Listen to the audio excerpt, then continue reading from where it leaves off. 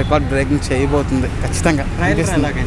Trailer బాగుంది bro. Sukumar mark మామూలు లేదు అసలు వేరే లెవెల్ అసలు. క్వాలిటీ కూడా ఈసారి హై రేంజ్లో క్వాలిటీ ఉంది. ఇంకా పుష్ప 2లో శ్రీలీల వచ్చింది, సాంగ్ కూడా రిలీజ్ అయింది మొన్న.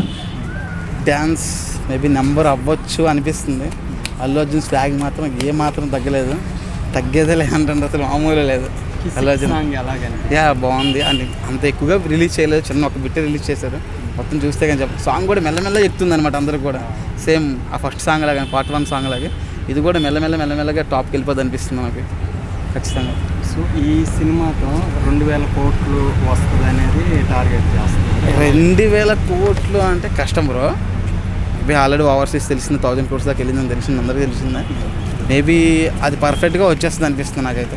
1000+ రావచ్చు, ఎందుకంటే ఆల్రెడీ గ్రాస్ అంతా కూడా బాగానే ఉంది కాబట్టి 1000+ రావచ్చు. 2000 CR అంటే కష్టం.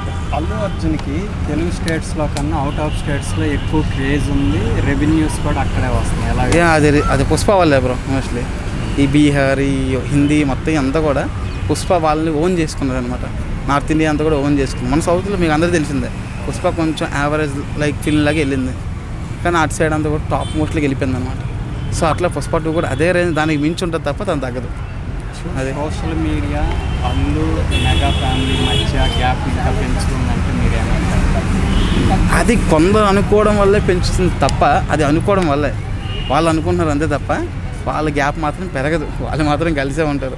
బయట వీళ్ళు అనుకోవడం తప్ప వాళ్ళు మాత్రం మంచిగానే ఉంటారు. వీళ్ళు అనుకోవడం తప్ప ఇంకేం లేదు అక్కడ. నాకు తెలిసి ఏముండదు, గ్యాప్ అయితే ఏముండదు, మొత్తం బాగానే ఉంటుంది. జస్ట్ మీరు అనుకోవడం తప్ప ఏం లేదు అక్కడ. అల్లు అర్జున్ కూడా తెలిసిందే, అందరికీ తెలిసిందే, అందరూ కూడా. Bro thank you.